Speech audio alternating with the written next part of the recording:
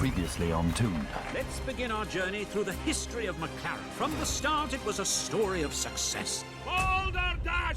And how exactly would you know? 'Cause I was there.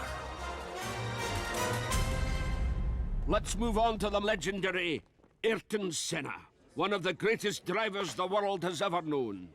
Shook his hand, Donington 93. Haven't watched it since. Of course, when you mention Ayrton, you cannot ignore his biggest nemesis. Ladies and gentlemen, our new driver, Ayrton Senna. Ayrton. Elton? Ayrton. Eaton?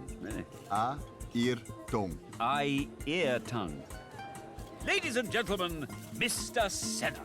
You didn't hit it off from the start, did you, Professor? Look, I never had any trouble working with Ayrton. Believe me, we were like chalk and, something chalk goes well with. Cheese. Hello! Now, let me tell you a little bit about driving Formula One cars. You see, in my day, right. Now, my advice would be to take this corner quite carefully.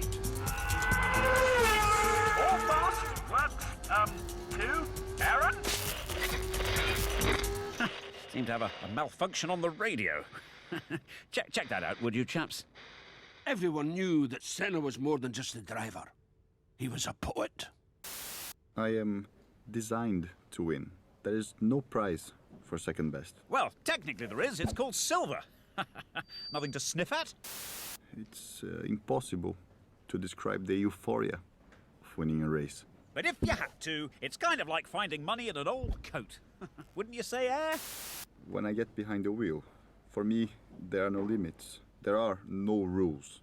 Mr. Senna is referring to metaphorical rules and doesn't condone any breach of FIA regulations. Forget this. You heard the man. No more questions. Sorry. It soon became one of the greatest rivalries of motor racing history.